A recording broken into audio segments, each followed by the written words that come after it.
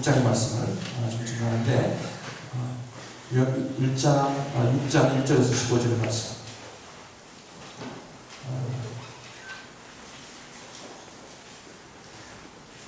여기 스크린에 되어 있고요. 여러분의 성경책 요한복음 6장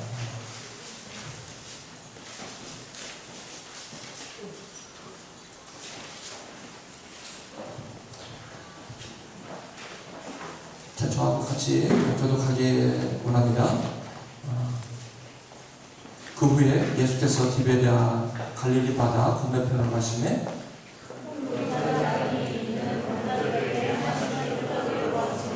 예수께서 산에 오르사 제자들과 함께 거기 앉으시니 마침 유대인의 명절인 6월절이 가까운지라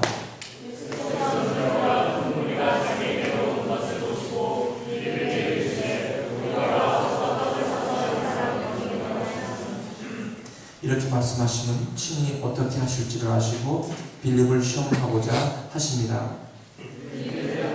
각 사람으로 조금씩 반정지라도 이내를 변하려면 어디 부족하고 제자 중 하나 곧 시몬 베드로의 형제 안드레가 예수께 여짜오되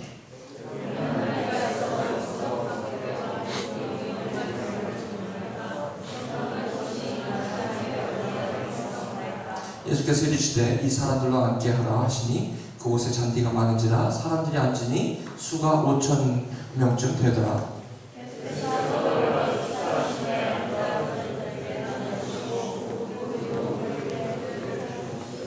그들이 배부른 후에 예수께서 제자들에게 이르시되 남은 조각을 거두고 버리는 것이 없게 하라 하시므로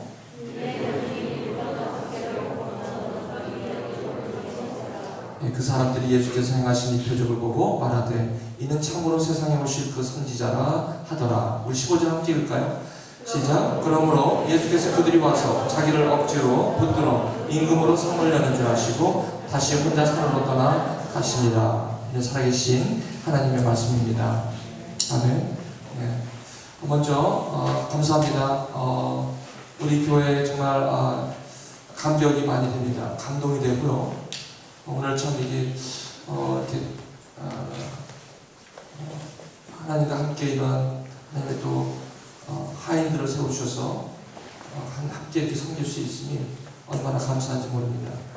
오늘 저는 짧게 시간이 순서가 많아서 좀 이렇게 메시지를 좀 짧게 좀 전하고 싶습니다. 저희 교회는 지난 가을부터 요한복음을 공부하고 있습니다. 요한복음은 2장 가나의 혼인잔치부터 시작해서 저희 교회에게 가나의 혼인잔치를 통해서 주신 돌로 된 포도주를 맛보고 본질의 변화, 이 본질의 변화를 추구하는 그런 하나님의 비전을 묵상 가운데 주셨습니다. 그래서 물로 된 포도주를 맛보고라는 우리 대학촌 제자훈련원의 모티베이션이 되기도 한 그러한 챕터이기도 합니다. 제가 중국과 이렇게 10월 달에 왔다 갔다 하면서 비행기에서 묵상한 내용이 바로 가나의 혼인잔치였습니다. 거기에 예수님의 어머님이 주인의식을 가지고 포도주가 떨어진 것에 대해서 심각하게 생각하며 그를 중보했던 그런 리더십, 서번십, 그게 저에게 감동이었고요. 두 번째, 하인이 예수님의 어머님의 부탁을 받아 예수님이 시키는 대로 항아리에 물을 가득 채웠던, 그래서 물로 된 포도주를 맛본 하인들만 그 물이 어떻게 포도주가 되는지를 알았더라고 얘기하는 장면이 저에게는 굉장히 큰 교훈이었습니다. 그래서 저희 교회는 5단계 CTC Institute 제자훈련원의 5단계 프로그램을 세트하는 그런 귀중한 챕터였기도 합니다. 그래서 지금 1단계 생명관, 2단계 구원의 확신, 3단계 만사, 만나며 사랑하며, 4단계 제자반, 그 다음에 마지막 5단계 내양을 치다, 목자반, 그래서 5개의 인스티튜트를 여러분에게 소개하고 있습니다. 그래서 저에게는 요한복음 2장이 되게 중요했습니다. 3장에 넘어가시면 사도 요한 곧바로 그 시대에 하이 클래스에 있었던 한 인물을 소개하는데 니고데모를 소개합니다. 니고데모에게도 여전히 복음은 필요했기에 밤에 예수님께서 찾아왔던, 그래서 물과 성령으로 거듭남에 대해서 구원에 대한 확실한 말씀을 전해주신 장면이 요한복음 3장이었습니다. 그 한 장을 넘어가면 요한복음 4장은 그 당시에 버려진 자, 거절된 자, 그리고 세상 가운데 경쟁 가운데 뒤처진 자, 한 수가성의 여인을 예수님께서 만나시면서 그의 삶을 복음으로 변화시키는 그런 정말 흥분된 장면이 요한복음 4장이었고, 그 다음 장에 곧바로 그야말로 호퍼레스, 소망이 없는 한 38년 된 병자를 찾아가시며 그에게 복음의 능력으로 말미암아 그가 가지고 있던 삶의 신념을 벗어버리고 신앙의 확신으로 그의 삶을 살아갔던 그런 장면이 요한복음 5장이었습니다. 오늘은 요한복음 6장입니다. 제가 맞춘 것도 아닌데 제가 그 3주년 기념 예배에다가 추수감사절인데 6장은 순서대로 해야 되고, 그래서 상당히 이번에 고민을 많이 한 그런 주기도 합니다. 그래서 제가 사모한테 많이 시달리는 주입니다. 설교를 잘 안 하는 것 같이 보였는지 왜 이렇게 준비됐냐고 자꾸 이렇게 저를 갖다 합니다. 그래서 사실 제가 짧게 하는 이유가 바로 그겁니다. 하나님이 쓰시는 사람의 특징이라는 제목으로 간단히 하나님의 말씀을 증거합니다. 하나님이 쓰시는 사람들의 특징. 한번 따라 하실까요? 시작. 네, 오늘 특별히 여러분 다 우리 모두가 쓰시죠. 오늘 특별히 하나님께서 또 헌신의 그런 부담감을 주시고 또 섬길 수 있는 특권을 주신 오늘 서리 집사님뿐만 아니라 우리 손윤 전도사님을 이렇게 보내게 되니 참 감격이 됩니다. 그래서 하나님이 쓰시는 사람들의 특징으로 여러분에게 말씀을 증거합니다. 먼저 이 말씀을 잠깐 좀 보시면, 그 후에 예수께서 디베레 갈릴리 바다의 건너편으로 가셨다. 큰 무리가 따랐다고 합니다. 갈릴리 바다라고 하면 아마 지금 보니까 4절에 보시면 마침 유대인의 명절인 6월절이 가까웠기 때문에 그 당시에 돈이 좀 있고 하이 클래스에 있던 사람들은 아마 예루살렘 성전에 6월절을 지키기 위해서 아마 양과 소와 뭐 이런 거를 끌고 가겠죠. 아니면 돈을 가지고 가면 그 성전 안에 양을 대신 돈만 주면 파는 그런 장사들이 있기 때문에 돈만 있으면 6월절을 지키기 위해 예루살렘 성전에 가는 사람들이 많이 있었습니다. 하지만 그 당시에 빈부차가 컸기 때문에 그 당시에도 돈이 없었던 사람은 예루살렘 성전을 가기는커녕 자기가 있는 곳에서 아마 6월절이라는 하나의 그 절기조차도 그 의미조차도 생각할 수 없는 그러한 삶의 여러 가지 아픔 가운데 살아야 했던 그러한 모습들이 여기에 잠깐 보이고 있습니다. 3절 보시면 예수께서 사냥으로서 제자들과 함께 거기 앉았다고 말씀하십니다. 4절 넘어갑니다. 마침 유대인의 명절인 6월절이 가까웠다고 합니다. 이제 예수님께서 눈을 들어 큰 무리가 자기에게로 오는 것을 보셨다고 합니다. 아마도 3절에 아마 2절에 병자들에게 하는 표적을 아마 보았기 때문인지 모르겠습니다. 사람들이 예수님의 말씀을 듣고 아마 병을 고치기 위해서인지 큰 무리가 자기에게로 오는 것을 보시고, 특별히 예수님께서 빌립이라는 제자에게 질문합니다. 5절에 빌립에게 묻습니다. 빌립에게 이르시되 우리가 어디서 떡을 사서 이 사람들을 먹이겠느냐라고 묻습니다. 왜 빌립에게 특별히 이런 질문을 하셨는지는 이 본문에 나와 있지 않습니다. 하지만 여기서 잠깐 그 다음을 보시면 이렇게 말씀하시면 친히 어떻게 하실지를 아셨다고 합니다. 그리고 예수님께서 빌립을 시험하고자 한다고 합니다. 예수님께서 왜 빌립을 포인트 하셨는지 모르겠어요. 그것은 성경에 나오지 않습니다. 예수님이 아마 빌립을 사랑하셨기 때문이겠죠.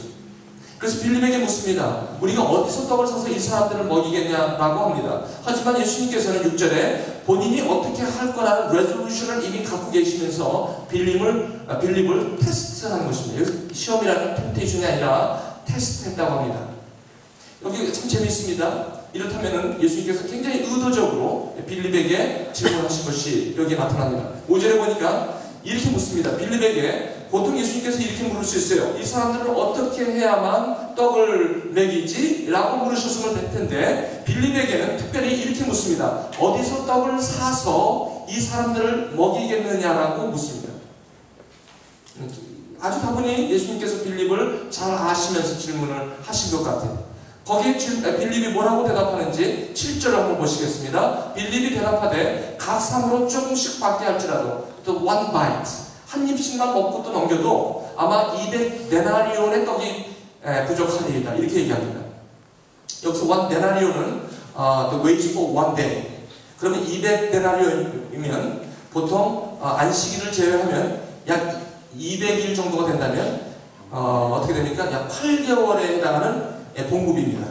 한 사람이. 그럼 8개월에 해당하는 그 봉급을 털어서 떡을 사도 부족하다고 빌립은 서슴없이 얘기하고 있습니다. 굉장히 현실적입니다. 굉장히 어세스먼트가 굉장히 칼입니다. 착하면 착, 컴퓨터입니다. 딱 보니까 여기 몇 명, 딱 보면 여기는 얼마, 아주 굉장히 수가 빠른 그런 빌립입니다. 아마 이것 때문에 아마 예수님께서 이렇게 질문하시는지 모르겠어요. 어떻게 대답할지. 8절 보십시오. 제자 중 하나 곧 시몬 베드로의 형제 안드레가 예수께 여짜오되 여기 한 아이가 있어 보리떡 5개와 물고기 2마리를 가지고 있다고 얘기합니다. 여기서 분명히 예수님께서 안드레에게 묻지 않았습니다. 질문 분명히 빌립에게 질문하셨습니다. 안드레에게 묻지 않았습니다. 아마 안드레가 그 상황을 봤겠죠. 그러면서 뭐라고 하냐면 여기 한 아이가 있어 보리떡 5개와 물고기 2마리를 가지고 있나이다. 아마도 빌립이 200데나리온을 계산할 때에 안드레는 슬그머니 스니키 아웃 했을지 몰라요. 가서 아마 많은 회중 중에 많이 바삐 돌아다니면서 뭐가 없나 하고 찾았을 것입니다.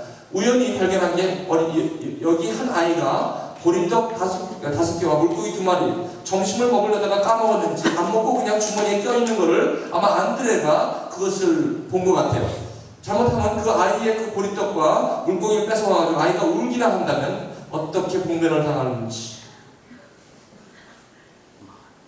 어떻게 보면 우리가 세상적으로 보면 안드레 is foolish, 좀 답답하다라고 얘기할 수 있어요.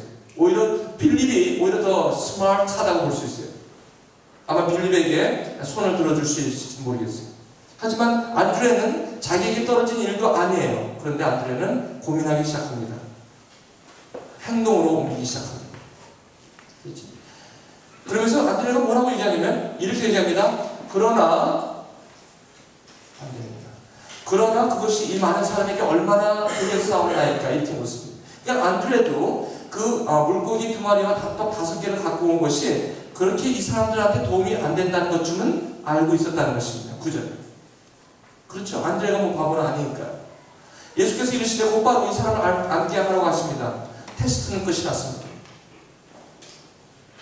그곳에 잔디가 많은데 사람들이 앉으니 수가 5,000명이 되었다고 합니다. 예수께서 떡을 축사하시고 그들에게 나눠주십니다. 저는 오늘 이 본문의 말씀을 가지고 하나님이 관심 있는 사람, 하나님이 쓰시는 사람들 라는 제목으로 말씀을 증가합니다. 첫째, 지성을 믿음 안에 굴복시키는 사람. 빌립이 대답하되 각 사람으로 조금씩 받게 할지라도 200데나리온의 떡이 부족합니다. 8 months wages not enough. 그 밑에 보시면 would not buy enough. 그렇습니다. 예수께서 물으신 것은 문제를 어세스하라고 어사인하지 않으셨습니다. 근데 빌립은 200데나리온이 필요하다고만 얘기합니다. Then what? 그럼 어떻게 되냐는 거죠. How? 지성은 최고를 낳고 믿음은 최선을 낳는다. 지성은 행동보다는 최고를 생각합니다. 하지만 믿음은 베스트를 다합니다. 충성을 다한다는 말씀입니다. 오늘 세워진 우리 집사님, 우리는 계산하는 것이 아니라 믿음으로 충성을 다하는 것입니다. 두 번째, 문제보다 해결책을 먼저 찾는 사람입니다. 빌립은 부족한 것을 봅니다. 당연히 부족하죠. 부족하니까 예수님께서 물으셨겠죠. 네거티브 땡킹. 있는 것을 보는 사람이 있고, 조금이라도 몇 개라도 있는 것을 보는 사람이 있고,